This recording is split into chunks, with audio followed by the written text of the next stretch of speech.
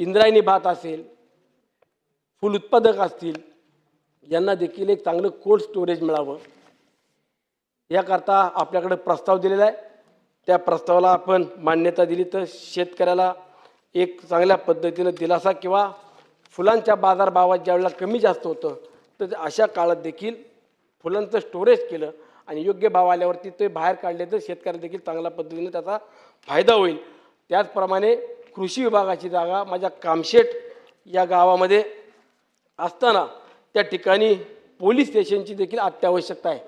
Police स्टेशनला आपल्या कृषी विभागाची देखील जागा मिळावी एवढी विनंती करतो। अध्यक्ष महोदय, मला या ठिकाणी बोलण्याची संधी दिली त्याबद्दल मी आभार मानतो। धन्यवाद।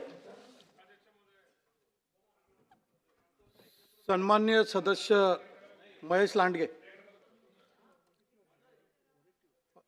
एक मिनिट जावई बापू, अध्यक्ष महोदय, हो जावई बापू लांडगे। आज विभागवार डिमांडवरची चर्चा सुरू आहे। यामध्ये शेतकऱ्यांच्या संदर्भामध्ये आज बजेटच्या माननीय मुख्यमंत्री महोदयांनी जी कर्जमाफीची घोषणा त्या ठिकाणी केलेली होती। अध्यक्ष महोदय, ही कर्जमाफी करत असताना वारंवार पात्र पूर्वी कोरा आता पात्र आता ह्याच्यातून कोण पात्र हे कसे ठरवणार?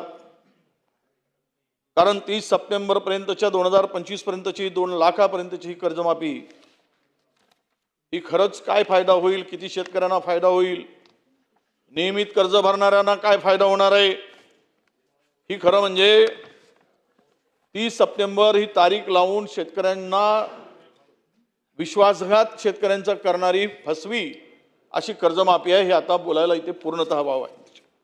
मुळात महायुती सरकारनं 7-12 कोरा करणार आहे आणि सांगितलं की कोरा करू असं आश्वासन आपण सगळ्यांनी निवडणुकीमध्ये अध्यक्ष महोदय दिलेलं होतं।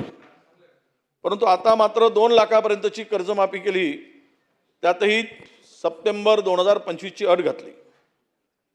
आता अनेक शेतकऱ्यांचे थकीत कर्ज 2 लाखापेक्षा जास्त आहेत।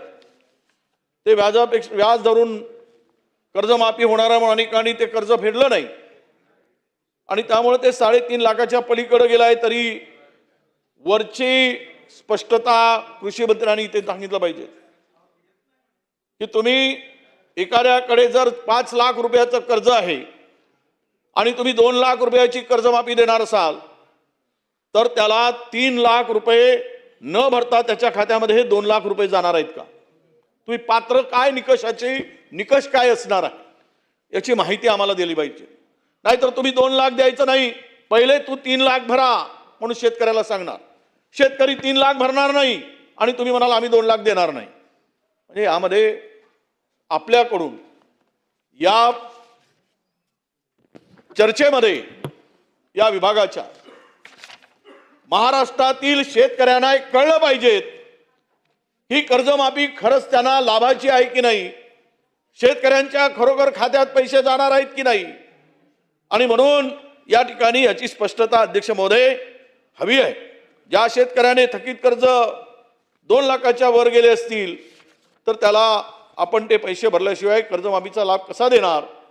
आणि त्या पलीकडे जाऊन ज्या शेतकऱ्यांनी कर्जमाफी होणार आहे या आशेने नियमित कर्ज भरले नाहीत ते देखील या 50,000पासून पुन्हा वंचित राहणार। त्यांना वाटत होतं कर्जमाफी करणारच आहे, सरकारने प्रॉमिस केलं, वचन दिली आणि घोषणा केली, त्यामुळे अनेकांना कर्जमाफी होणार म्हणून त्यांनी हे 50,000 रुपये ते भरले, त्यांनी नियमित कर्ज भरले नाहीत ते देखील यापासून वंचित राहणार नाही याची आपल्याला काळजी घ्यावी लागेल। अध्यक्ष महोदय, गेल्या वर्षी अतिवृष्टी झाली, यावेळी देखील सरकारने जाहीर केली होती मदत, त्यामध्ये खरडून गेलेल्या जमिनीच्या संदर्भात तुम्ही त्याची फाळणी केली। एक तरी मला सांगा की या खरडून गेलेल्या जमिनीमध्ये त्याची दुरुस्ती झाल्याचं एकतरी उदाहरण तुम्ही सांगा, एक गाव सांगा। खरीपाचं पीक गेलं, रब्बीचंही पीक गेलं तरी ते ना रोजगार हमीतून पैसे मिळाले, तुम्ही जे त्यामध्ये त्या GR मध्ये जे सांगितलं त्याप्रमाणे त्यामधून कुठल्याही शेतकऱ्याची जमिनीची मशागत झालेली नाही, खरडून गेलेल्या जमिनीचं पुनर्बांधणी झालेली नाही. आणि यासाठी आपण जी घोषणा केली ती फसवी होती, हे आता लपून राहिलं नाही. तुम्ही शेतकऱ्याच्या तोंडाला पानं पुसण्याचं काम केलं अध्यक्ष महोदय. यावर्षी झाली, मागच्या वर्षी झाली आणि मागच्या वर्षी सुद्धा पिकांचं मोठं नुकसान झालं. केंद्राकडे 17 नोव्हेंबरला तुम्ही प्रस्ताव पाठवला 29,781 कोटीचा, पण अजूनही केंद्राने मदत दिली नाही. तुम्ही म्हणाल की आम्ही मदत दिली, 80% 85% लोकांना मदत मिळाली, पण तुम्ही ते मदत देत असताना केंद्राकडे तुमचा प्रस्ताव जातो त्याला केराची टोपली का टाकली जाते? आता मागच्या महिन्यामध्ये 4-5 तारखेला केंद्राचं पथक आलं, 2 महिन्यापूर्वी. ते पथक वेळेवर यायला पाहिजेत. गुजरातमध्ये कुठलंही पथक न पाठवतात मदत दिली जाते. महाराष्ट्रातून GSTच्या रूपानं देशात सर्वाधिक वसुली केली जाते, पण आमच्या वाट्याला मात्र आपण हा 29,781 कोटीच्या प्रस्तावाचा अजूनही पत्ता नाही. अद्यापही विहिरी त्या ढासळल्यात, त्यांच्या मदतीसाठी कुठे काही पाऊल नाही. खरडून गेलेल्या जमिनीसाठी कुठे उपाययोजना नाही. आणि त्याही पलीकडे जाऊन आम्ही धान उत्पादक शेतकऱ्यांच्या जिल्ह्यातून येतो की मी सुधीर भाऊ आम्ही मागणी केली होती की धान उत्पादक शेतकऱ्यांचं प्रचंड नुकसान झालंय आणि त्यामुळं त्यांच्या धानाला भाव नाही, हमी भाव नाही. अशा वेळेस 20,000 रुपये प्रति हेक्टरी बोनस देण्याची मागणी आम्ही केली. आम्हाला अपेक्षित होतं की या बजेटमध्ये ते मिळेल, पण दुर्दैवानं त्याचा साधा उल्लेखही वित्तमंत्र्यांच्याकडून झालेला नाही. आणि धान उत्पादक जिल्ह्यातील धान उत्पादक शेतकऱ्यांना आपण वाऱ्यावर सोडण्याचं काम केलं अध्यक्ष महोदय. म्हणून या ठिकाणी याचंही उत्तर आपण जर आमच्या मागणीला सकारात्मकता दाखवली आणि 20,000 रुपये प्रति हेक्टरी ज्यांचं नुकसान झालं शेतकऱ्यांचं त्यांना बोनस देण्याची जर भूमिका स्वीकारली तर मला वाटतं आपल्याला शेतकरी धान उत्पादक शेतकऱ्यांना न्याय मिळेल अध्यक्ष महोदय.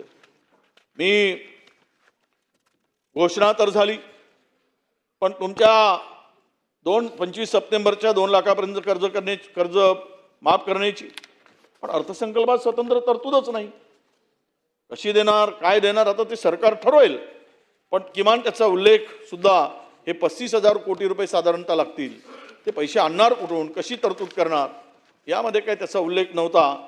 पण आम्ही आणि महाराष्ट्राची आर्थिक पाहणी अहवालातून तर वृद्धी दर म्हणजे कृषी क्षेत्राची किती मोठी पडझड होत आहे, तरी आपण शेतकरी दररोज 3 शेतकरी आत्महत्या करतात सरासरी महाराष्ट्रात. ही परिस्थिती असताना वृद्धी दर 9.1 वरून 3.4% आलाय. निर्यातीमध्ये घट झाली.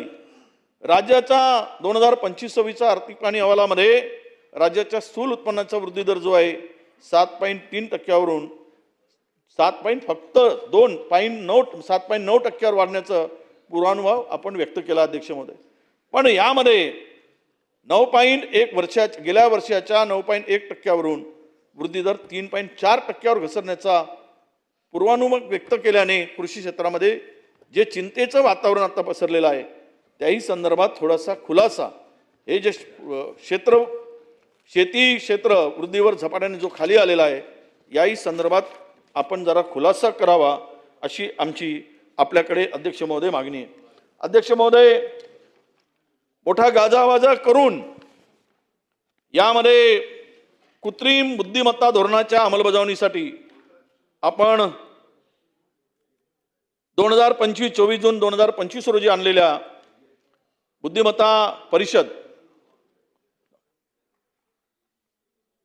22-23 जी काही 500 कोटीची यामध्ये तरतूद केली.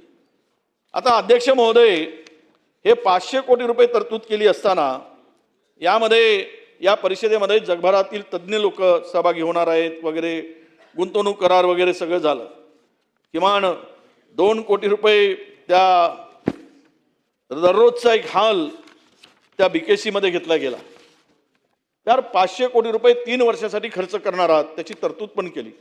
पण मला कळत नाही की हे तरतूद करत असताना यावर्षी काही खर्च केला असेल 7-8 कोटी रुपये चहा पाण्यावर, यातून साध्य काय होणार आहे?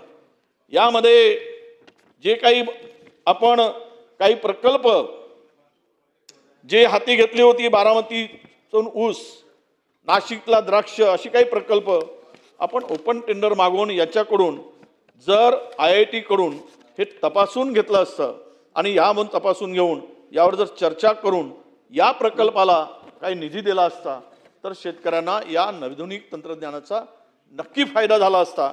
पण तसं होताना काही दिसत नाही अध्यक्ष महोदय. हे आपल्याला या जिओ वर्ल्ड कन्व्हेन्शन सेंटरमध्ये झालेलं जे काही हे AI फॉर ॲग्री 2026 ही जंगी परिषद आपण घेतली, यातून काय साध्य होणार आहे, काय झालं आहे आणि किती यातून शेतकऱ्यांना फायदा होईल याबाबत आपण जरा उल्लेख केलात आपल्या उत्तरातून, तर महाराष्ट्रातील शेतकऱ्यांना या ठिकाणी नक्कीच आपल्याला न्याय दिल्याचं लक्षात येईल अध्यक्ष महोदय.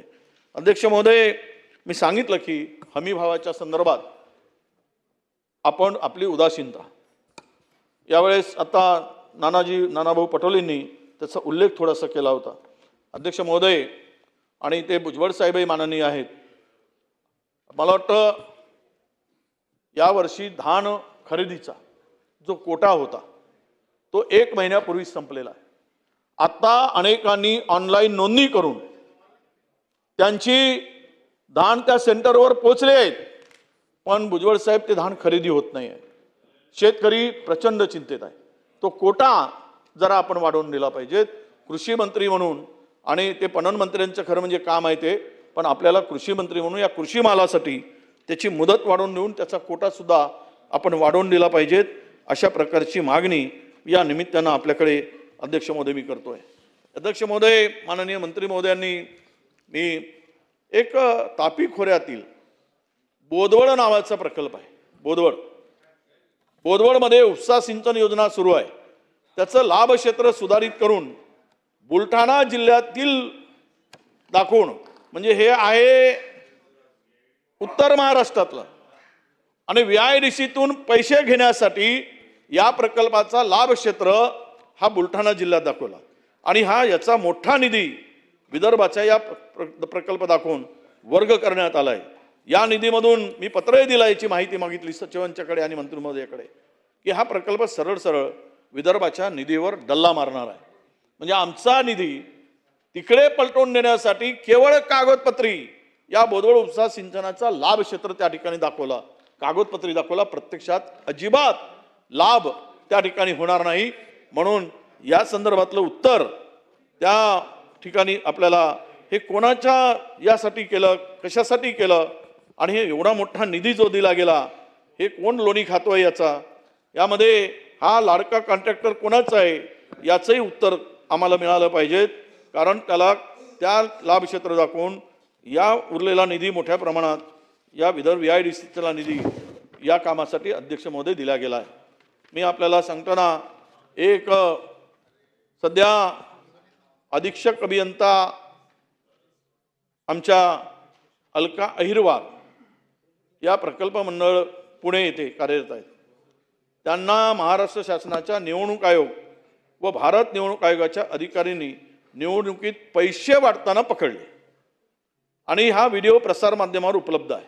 परंतु त्यांच्या पलीकडे जाऊन ही लोक आयुक्ताकडे सुद्धा याची तक्रार गेली, आणि तक्रार करत असताना हे कसे, कारण यांच्या नातेवाईक निवडणुकीत उभे होत्या, आणि या बाईंनी स्वतः पैसे त्या ठिकाणी वाटताना पकडले गेले, आणि हे संपूर्ण तक्रार लोकायुक्ताकडे केली. तक्रार प्रलंबित असताना त्यांना खरं म्हणजे निलंबित किंवा बडतर्फे करण्याची शिफारस असताना या निर्णयाला तात्पुरती स्थगिती देण्यात आली. सचिव त्या ठिकाणी त्या पदावर नियुक्त करण्यास विरोध करत होते त्या अधिकाऱ्यांची, कारण निवडणुकीमध्ये ह्या अधिकाऱ्यांनी पैसे वाटलेत. लोकायुक्ताकडे तक्रार झाली. अशा प्रकारचे गंभीर आरोप असलेल्या अधिकाऱ्यांना आपण चांगल्या पदावर नियुक्त करतो. भ्रष्टाचारी ज्यांच्यावर गंभीर आरोप आहेत अशा अधिकाऱ्यांना जर आपण अधीक्षक अभियंता कुकडी प्रकल्पासाठी नियुक्ती देणं हे कितपत योग्य आहे हे सुद्धा जलसंपदा मंत्र्यांनी आपल्या उत्तरामध्ये सांगितलं पाहिजे. यामध्ये काही मी म्हणणार नाही की पोस्टिंगमध्ये काही आर्थिक व्यवहार वगैरे झालेला, पण यांना पाठीशी घालताना सरळ सरळ हे उदाहरण या ठिकाणी आपल्याला अध्यक्ष महोदय दिसतंय. मी आपल्याकडे यवतमाळ जिल्ह्यातील आर्मी तालुक्यातील खडका कालबा या निम्न प्रकल्पामध्ये सुद्धा मोठ्या प्रमाणामध्ये या अधिकाऱ्यांच्या आणि ठेकेदाराच्या संगनमताने अवैध आणि अनियंत्रित ब्लास्टिंगमुळे परिसरातील गावामध्ये जवळपास 10 किलोमीटरच्या गावामध्ये हा प्रचंड भीतीचं वातावरण आहे. ब्लास्टिंग केली जात आहे कारण दगड आहे तिथे, कुठलीही सूचना दिली जात नाही. बिना परवानगीनं हे अवैध आणि अनियंत्रित ब्लास्टिंगमुळं या ठेकेदारांची चौकशी झाली पाहिजे. त्या अनेक घरांना त्या ठिकाणी तडा गेलेले आहेत, त्याची चौकशी झाली पाहिजेत. असं कसं हे अधिकारी आणि तो कॉन्ट्रॅक्टर कुठल्याही जिल्हाधिकाऱ्याची परवानगी घेत नाही, कोणत्याही अथॉरिटीची परवानगी घेत नाही आणि हे धंदे त्या ठिकाणी करतोय. या संदर्भात चौकशी व्हावी अशी सुद्धा मागणी या चर्चेच्या निमित्तानं आमचे अध्यक्ष महोदय. गोशी खुर्द उजवा कालव्यामध्ये चंद्रपूर जिल्ह्यातील माझ्या मतदारसंघामध्ये हा प्रकल्प येतो. त्याचा उजवा कालवा आहे. या उजव्या कालव्यामध्ये जवळपास हे काम म्हणजे यामध्ये 35,000 हेक्टर जमीन सिंचनाखाली येऊ शकते. पावसाळ्यामध्ये खरीप पिकाला पाणी मिळतं, पण रब्बी पिकाला पाणी मिळत नाही. कारण यामध्ये जे काम आहे एका कंत्राटदाराने हे काम घेऊन ठेवलेलं आहे. कंत्राटदाराच्या कामाची मुदत संपली आणि ती मुदत संपून सुद्धा त्या कंत्राटदाराने हे काम पूर्ण केलं नाही. जवळपास 225 कोटी रुपयाचं काम आहे आणि हे क्रिटिकल पॅचेस बनवण्याचं काम आहे. पूर्ण कोलॅप्स झालेला कालवा आहे, त्यामध्ये ते दुरुस्ती करायसाठी या ठेकेदारांनी काम घेतलं. ह्या ठेकेदारांचं कामच हे आहे, काम घेतो आणि 4-4 वर्ष काम करत नाही. आता मी म्हणणार नाही तो सत्ताधारी माणसाचाच एक कॉन्ट्रॅक्टर आहे, त्याच्याच जवळचा आहे किंवा त्याचं पार्टनरशिप आहे, पण त्याच्याकडे मी बोलणं उचित होणार नाही. त्यामुळं अशी जर परिस्थिती आज निर्माण झाली, मागच्याही रब्बीमध्ये उन्हाळी पिकासाठी या ठेकेदाराच्या काम न करण्यामुळं 15,000 हेक्टर जमिनीच्या सिंचनाला पाणी मिळालं नाही. याही वर्षी 15,000 हेक्टर सिंचनाला पाणी शेतकऱ्याला सिंचनासाठी पाणी देऊ शकलो नाही. या वर्षी तर शेतकऱ्यांनी उपोषण केलं, आमरण उपोषण केलं, VIDCच्या ऑफिसमध्ये जाऊन बसलेत, धरणे आंदोलन केलं, तरी पण या कामाला गती नाही. आमची मागणी आहे, इथे मंत्री महोदय किंवा तिकडे सचिव असेल तर नोंद करून घ्या, हे काम जर या वर्षी काम झालं नाही तर पुढच्या वर्षी पुन्हा पाणी मिळणार नाही. 3 वर्ष सलग या भागातील शेतकरी रब्बी पिकापासून उन्हाळी धान उत्पादन करण्यापासून वंचित राहणार आहे. 15,000 हेक्टरची शेती पडीत राहणार आहे. याला जबाबदार कोण आहे याच्यावर कारवाई झाली पाहिजे आणि या ठेकेदाराला ब्लॅक लिस्ट करा, काळ्या यादीत टाका याला. पुढच्या वेळेस जर हे होणार नसेल तर या विधिमंडळामध्ये पुढच्या वेळेस आम्हाला हा प्रश्न सुटला दिसला नाही, इथेच उपोषणाला शेतकऱ्याला घेऊन बसायची पाळी येईल. हा प्रचंड वेदना. त्या VIDCच्या ऑफिसमध्ये जाऊन अधिकाऱ्यांच्या खुर्चीपर्यंत जाऊन त्या ठिकाणी ते शेतकरी रडताना सगळं पाहिले. पूर्ण प्रसार माध्यमाच्या पुढे सगळी व्हिडिओ आली. तरी पण राज्यकर्त्यांना या संदर्भात थोडी लाज वाटू नये. शेतकऱ्यांच्या व्यथा सोडवताना आपलं एवढं काही भूमिका ही कठोर असावी हेही सुद्धा या ठिकाणी अध्यक्ष महोदय सांगितलं पाहिजे, अशी मागणी या निमित्तानं मी आपल्याकडे अध्यक्ष महोदय करतोय. अध्यक्ष महोदय, मृदसंधारण आणि आरोग्याच्या संदर्भात सुद्धा काही नाही, मी अगदीच आता याच्यावर बोलतो आणि माझं मी भाषण संपवत आहे की थोडासा मी सुरुवात कृषीवर केलेली होती अध्यक्ष महोदय, पण थोडासा काही गोष्टी राहिल्यात ती मी मंत्री महोदयांना पत्र लिहून पाठवणारच आहे. पण तुम्ही या खात्यासाठी जे काही तरतूद केली ते काही सांगण्याची गरज नाही.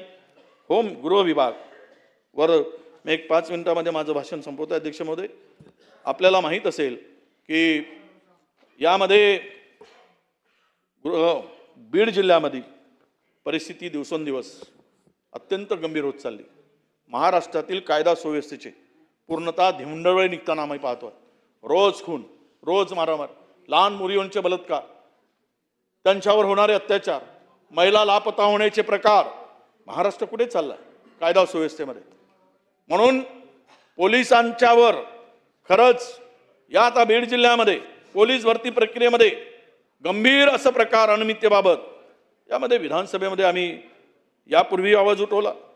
आता तर अनेक तरुणांनी हे सांगितलंय लेखी पत्र देऊन की बीड जिल्ह्यात सुरू असलेल्या पोलीस पाटील भरतीमध्ये मोठ्या प्रमाणात अनियमितता झाली आहे. त्या पोलीस अधीक्षकांचीच तक्रार आहे. त्या पोलीस अधीक्षकाच्या संदर्भातच तक्रार आहे. त्याची चौकशी करण्याची आवश्यकता आहे. यामध्ये पारदर्शकतेचा अभाव आहे. त्यामध्ये भरती प्रक्रियेमध्ये तोंडी मुलाखतीत गुण देताना स्पष्ट निकष पाळले गेले नसल्याची बाब समोर आली आहे. पात्र उमेदवारांना अत्यल्प गुण देऊन अपात्र उमेदवारांना अधिकचे गुण दिले. हे जवळपास 300-400 तरुण पोरांनी तिथे पोलीस भरतीमध्ये गेलेल्या तरुणांनी हे पत्र दिलं आहे. त्या संदर्भाच्या सर्व बातम्या या ठिकाणी आलेल्या आहेत. अध्यक्ष महोदय, जिल्ह्यातील पोलीस पाटील भरतीमध्ये सुद्धा गंभीर अनियमितता झाली. तेही प्रकरण आपल्या पुढे आहे. त्यानंतर यामध्ये बस 5 मिनिट मी पाहिलं मी किती 25 मिनिटं झाली. नाही 25 मिनिट नाही हो, चालेल. 9 मिनिटं झाले. नाही 10 झाले असतील. 25 मिनिटं झाले, मी लिहून ठेवले. नाही हो, एवढे कसे झाले? आत्ताच तर सुरुवात केली. 4:25ला दिले तुम्हाला. बरं, मला 5 मिनिटात संपवतो. ठीक आहे, म्हणजे ना बाकीचे पण आहेत तसे. बाकीचे बरेच लोक आहेत, आपल्याही पक्षाचे आहेत. बरं 5-5 मिनिटं. मी 5च मिनिटात 4 मिनिटामध्ये संपवतो. 1 मिनिट यांनी घेतला म्हणून. अध्यक्ष महोदय, माझ्या जिल्ह्यामध्ये 91 लाख रुपयाच्या बनावट नोटा या जप्त करण्यात आल्या. ऊर्जानगरमधील अपार्टमेंटमध्ये हा नोटा छापण्याचा कारखाना स्थानिक गुन्हे शाखेने कारवाई करून पकडला आहे. मध्य प्रदेशातील एका आरोपीला सगळे प्रिंटर आणि सगळ्या साहित्यासह अटक केलेली आहे. 500 रुपयाच्या तब्बल 91,15,000 रुपयाचा मुद्देमाल या ठिकाणी पकडला आहे. या संदर्भात किती गंभीर बाब आहे. या नोटा जर अशा पद्धतीनं छापल्या जात असतील तर यामध्ये कुठे चाललाय आपण या ठिकाणी लक्ष घालण्याची आवश्यकता आहे. अध्यक्ष महोदय, मी खरं तर आता माझ्या प्रस्तावावरच बोलणार आहे, कारण गृह खात्यावर बोलण्यासारखं खूप आहे. त्यामुळं तुमच्या 2-3 मिनिटामध्ये काही होणार नाही. पण एकच आहे की हा नगर जिल्ह्यातील शेवटचा मुद्दा की DYSP ते SP झालेले पोलीस अधीक्षक सोमनाथ घारगे हा वरिष्ठ अधिकारी आहे. हा यांच्यावर DYSP असताना हे कॉल सेंटरमध्ये लोकांची फसवणूक चालवतात असं एका तपासामध्ये CBI कडून ही बाब समोर आली.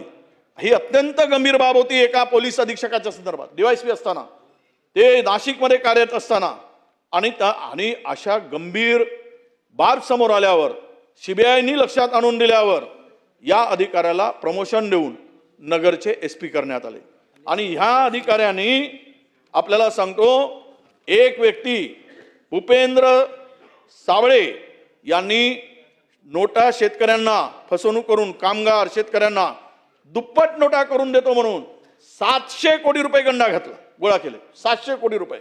आणि या अधिकाऱ्यांनी वाचवण्यासाठी जो चौकशी अधिकारी होता युवराज आठरे ह्यांनी हे 1.5 कोटी रुपये मागितलेत. हे पोलीस अधीक्षकांच्या लक्षात आलं. हे पकडल्या गेलेत आणि या आरोपीला चार्जशीट देऊनही अटक करत नव्हते. 1.5 कोटी रुपये घेतल्यामुळं या PSI आणि त्याच्यावर असलेल्या 4 अधिकाऱ्यांना पोलीस अधीक्षकांनी निलंबित केलं. पोलीस अधीक्षकांनी चौकशी केली. याचं नाव आहे पोलीस अधीक्षकांचं, ज्यामध्ये या सगळ्या अधिकाऱ्यांना तो वाचवत आहे. म्हणून माझी विनंती अशी आहे आपल्या अध्यक्ष महोदय, या निमित्तानं हे प्रकरण इतकं गंभीर आहे की हे अधिकारी निलंबित झालेत 1.5 कोटी रुपये घेताना, आणि याच पोलीस अधीक्षकांनी पुन्हा या अधिकाऱ्याकडून पैसे खाल्ले आणि त्यांना पुन्हा क्लीन चिट देऊन टाकली. म्हणजे ज्याच्यावर CBIचा ठपका आहे अशा DYSPला SP करून, आणि हा माणूस हा पोलीस अधीक्षक तिकडे बिनधास्तपणे सर्व अवैध धंदे जोरात चालवत आहे प्रचंड. आणि या 700 कोटी रुपयाचा गंडा घालून दुप्पट पैसे करून देतो म्हणणाऱ्या त्या आरोपीला वाचवण्याचं काम हे पोलीस अधीक्षक करतायत अशी तिकडे माहिती आहे. अध्यक्ष महोदय, म्हणून या संदर्भातली स्पष्ट चौकशी झाली पाहिजेत आणि या पदे भूपेंद्र साळवेच्या साथीदार आणि त्याच्यासमोर कोण कोण आहेत. खरं तर एका राजकीय नेत्यांनी याच्यावर चार्जशीट झाल्यावर कारवाई होऊ नये म्हणून 200 कोटी रुपये घेतले. 700 कोटीतून 200 कोटी रुपये खाले. ही खरं म्हणजे SIT नेमून गृह खात्याने कुठे गेले? गृह खात्याचे राज्यमंत्री आहेत का मंत्री? ते पण नाहीत. वाट लावली आहे आमची सगळी. कुठे आहे? अरे काय असं होतं काय? आता गृह खात्याची चर्चा जस्ट गेले जस्ट आलेत. आताच अध्यक्षांच्याकडे जाऊन बसून आलो आम्ही. ते सांगितलं आम्ही की सगळे मंत्री किमान मागण्यावर तरी आपल्या बजेटवर चर्चावर तरी ठीक आहे. आणि स्वतःच्या मागण्यावर तुम्ही चर्चा होत असताना हा किती गंभीर प्रश्न आहे. अशा वेळेस गृहमंत्री जर हजर नसतील काय या चर्चेला महत्व आहे? राज्यमंत्री तरी 2-2 आहेत. कोणी कसं करावं? म्हणजे हे तुम्ही सांगा ना आता कोण आहे तिथे ह्या खात्याशी संबंधित? तुम्ही एकटे सोडले तर असं चालत नाही. नोट राजे, हे नोट चालत नाही.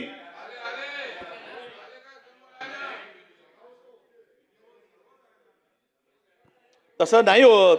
त्या खात्याचा मंत्री तिकडे असलाच पाहिजे. विभागवार चर्चेमध्ये बजेटच्या मेन बजेट आहे. एखाद्या वेळेस पुरवणीमध्ये नसले तरी चालतात. आता संजय भाऊ तुम्हालाही अनुभव आहे इतके वर्षाचा. मंत्री म्हणून भूमिका बदलू नका. सगळे अनुभवी आहेत. काही 4-5 टर्मचे आहेत सगळे. तुम्ही इतके पाहताय सगळे सभागृहाचे कामकाज कसं चालते ते. म्हणून माझी तुम्ही ऐकलं नाहीत राज्यमंत्री महोदय, या पोलीस अधीक्षकाची चौकशी करा. चार्जशीट कुठं होऊ नये. हा 700 कोटी रुपये गोळा करणारा, कामगार शेतकऱ्याला फसवणारा हा नराधम मोकाट फिरतोय. याच्यावर कारवाई झाली पाहिजे. SIT चौकशी लावा. पोलीस अधीक्षकांनी ज्या 5 लोकांना निलंबित केलं, 1.5 कोटी घेतले म्हणून याला वाचवण्यासाठी, परत त्याला क्लीन चिट देऊन टाकली आणि मोकळे करून टाकले.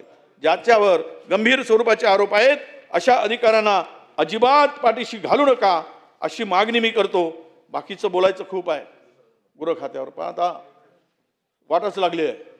पोलीस स्टेशनमध्ये लकडगंज, नागपूरच्या लकडगंज पोलीस स्टेशनमध्ये एक पोलीस जाऊन सिनियर पोलिसाच्या अंगावर जातो, त्याला मारायला धावतो. आहे वाटेल ते आहेत.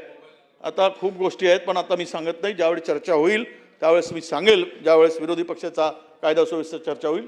पण मी आता जे मुद्दे इथे उपस्थित केलेत त्या सर्व मुद्द्यांना आपण न्याय द्याल आणि त्या मागणीचा विचार करून कारवाई कराल अशी विनंती आपल्याकडे करतो आणि थांबतो. धन्यवाद. नमस्कार. सन्मान्य सदस्य महेश लांडगे. धन्यवाद अध्यक्ष महाराज. आज राज्याचा 2026-27चा अर्थसंकल्प या विषयावर चर्चा करण्यासाठी मी सभागृहामध्ये उभा आहे. त्याचबरोबर अभिनंदनही करणार आहे. हा अर्थसंकल्प